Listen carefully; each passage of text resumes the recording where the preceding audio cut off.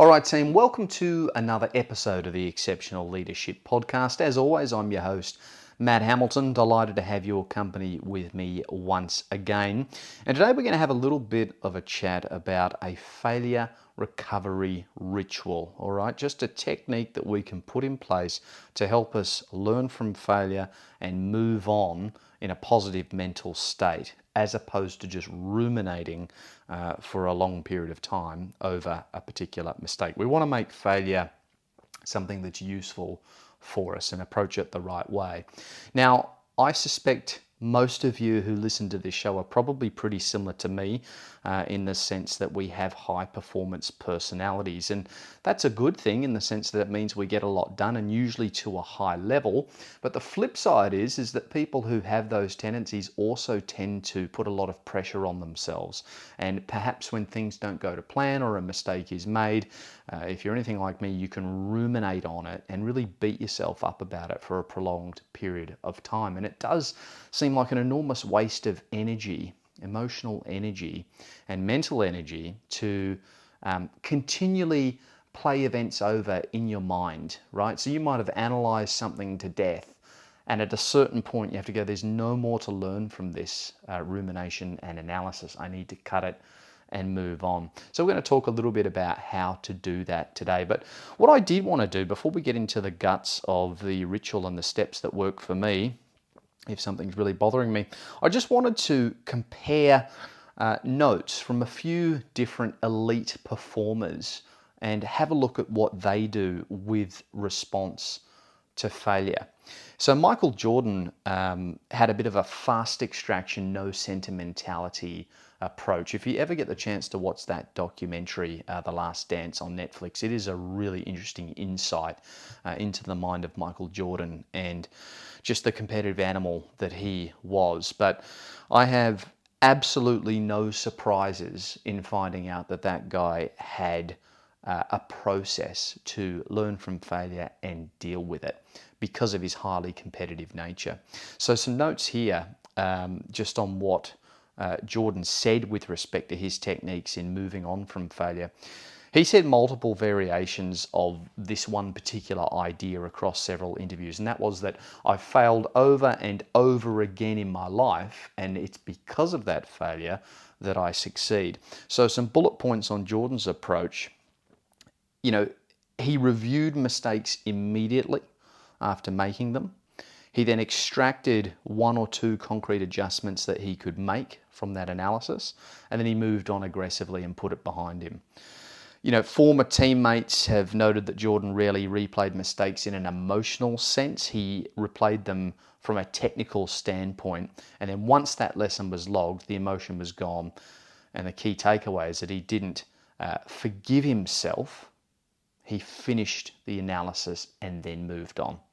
So it wasn't about going, well, failures happen, that's it, there's nothing I can do. It was, no, this needs attention and I'm going to analyze it. But once I've got the result, once I've got the message, I'm moving on. Serena Williams had some similarities as well. She was more focused on emotional release and then closure after that analysis period. So she's openly talked about being really hard on herself, sometimes to the point that she gets quite emotional after losses. Her process involved the following. She allowed herself to feel the disappointment, often right after the match, and then set a boundary on how long it was able to last, right? So she gave herself some parameters to work within. And then she reframed the losses as simply preparation and not indictment, is probably the way to say it. And she once said, and this is paraphrasing across a few interviews, you can't replay a match in your head forever. At some point you have to learn from it and move on. So pretty similar to Jordan in a few ways. So the key takeaway there is that she didn't try and suppress the emotion felt after failure, and she didn't let it leak into her identity, which is interesting, sort of detaching emotionally a little bit, which is a good idea. We'll finish off with this one, Kobe Bryant. So failure, using failure as a data set. So for those of you who Not super familiar with NBA basketball. Kobe Bryant, one of the best players of all time for the LA Lakers. So he's probably one of the clearest examples of someone who appeared pretty obsessive, but was actually quite structured in how he went about the analysis of failure. He described reviewing game tape of his failures late at night, not to beat himself up, but ask a few key questions. And those questions are, for example, where was my footwork? What option was available to me at the time that I didn't see? What did I miss? And what pattern do I need to recognize a little bit earlier going forward? He did work to explicitly separate a few things. Firstly, it was emotional response. He wanted to keep that short.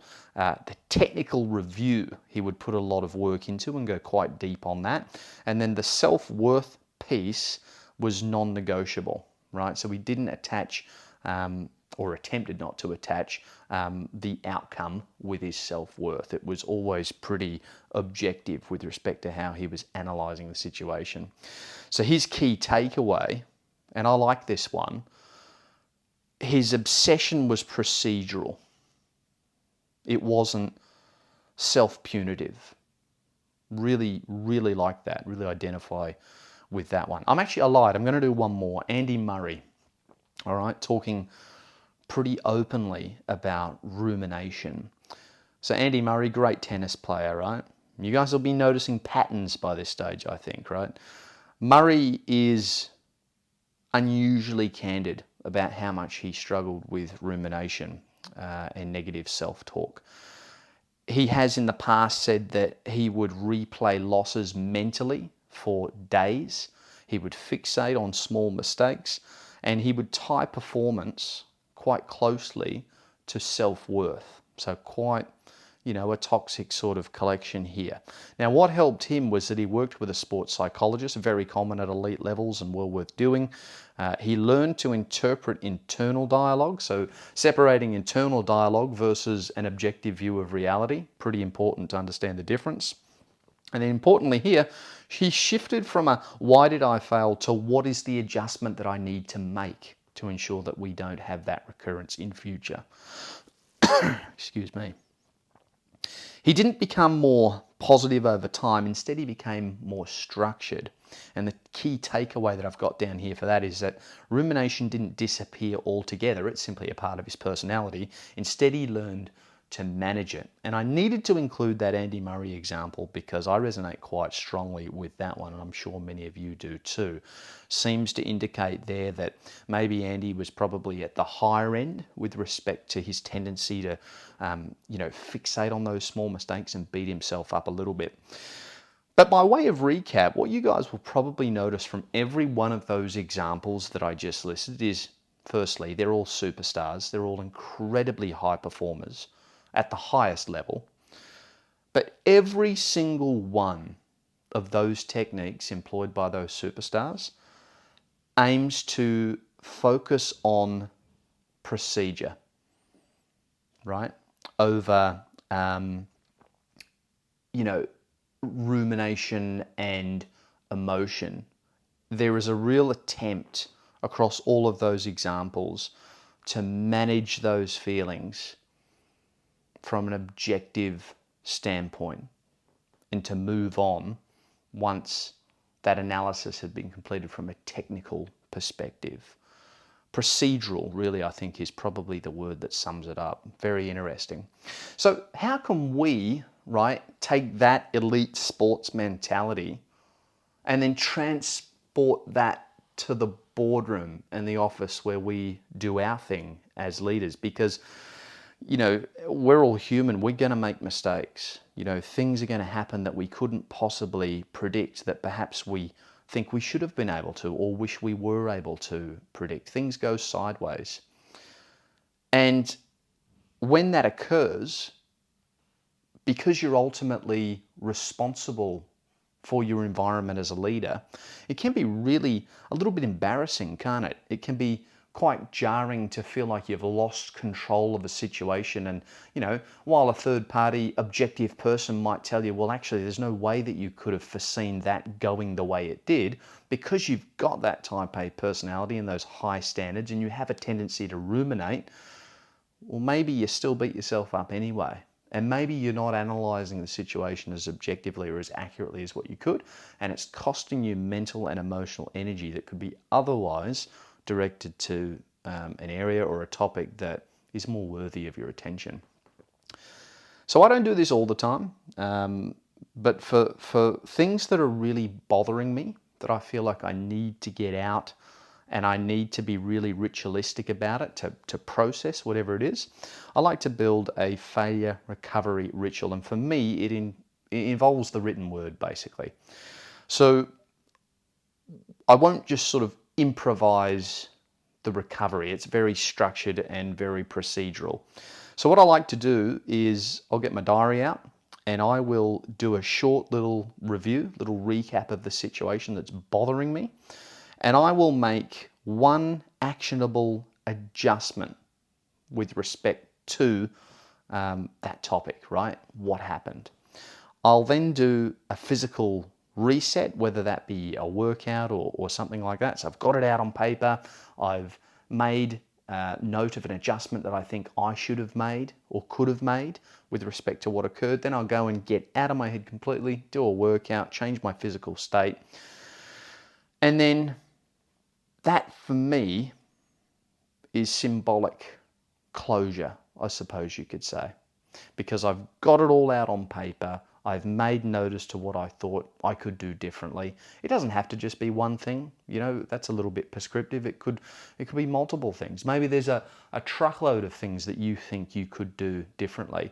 What I'm really trying to capture here is, is get the thoughts out on paper, physically, where you can see it, and then make note of everything, big or small, that you think you could have done differently, that you should have done differently, and then analyze it when it's out in the open. And then once you've got it all out and you've dealt with it that way, then go and change your physical state. And you'll find that it's quite a handy little technique, as opposed to just ruminating on something and letting thoughts bounce around between your ears. So for me, that works. That's just a little bit of symbolic closure. It's also really handy, I find, to be able to, when things come up in the future, perhaps look back at some notes that you've taken about situations like that and just remind yourself that, oh, okay, I have made mistakes in the past and I've dealt with it in a very structured way. Oh, interesting. This particular mistake was similar with respect to what I'm experiencing now, so on and so forth. So the other thing I wanted to focus on is this point that failure has an ending, right? It's not a defining feature of you as a person. It's not or should not be tied to your self-worth. It should be a data set, as Kobe Bryant called it. It's literally just information that you can use to improve yourself and your environment going forward. So you might have heard the old saying that failure is not fatal. Another way of saying that, very important. We'll end on this, crew. So we need to know when rumination is a signal and not a flaw. You might get the impression from how I've been talking about it up until now that, rumination is something that you just shouldn't do. Well, that would be doing ourselves a little bit of a disservice, and we can't ignore that rumination does have some intrinsic value here, right? Chronic rumination can indicate a few things, so over-identification with performance, a lack of psychological recovery time, and maybe too many goals that are tied to self-worth. So you shouldn't be constantly replaying failures. But it's not a bad thing to ruminate to some extent, just as long as you can cap it, like Serena Williams did with respect to setting a firm boundary as to how long she was going to allow herself to process things, right? We don't want to be those people who just never really think about things and never think through how we could have done things better. I'm sure it might be better for those people from an emotional health perspective, but ultimately they will have failures more so than those who do ruminate, simply because they don't do the work to think about what they can learn from the failures moving forward. So we don't want it to be this ongoing constant replay of all our failures, but we also don't want it to disappear completely. We just want to make sure that we want to make sure our system has an off switch, basically. Use it until it's useful, and then once we're on that point where it's useful, we discard it and we move on with the lessons that we've learned. So I really enjoy that written word technique in the diary. Perhaps you've got something similar. As I said, combine it with a physical state change. I find that's very powerful. Good night's sleep tends to make a big difference as well, although I have found that I have trouble sleeping if I don't change that physical state and get that problem out on a page. So that's what works for me. I hope it works for you, or you're able to find something similar. When I post this on social media, perhaps drop us a comment and let us know what does work for you. But I just thought I would share the technique that I have had some success with. Crew, we'll leave it there. Hope you got a little bit out of that. Thanks for joining me, and until next time, I'll see you later.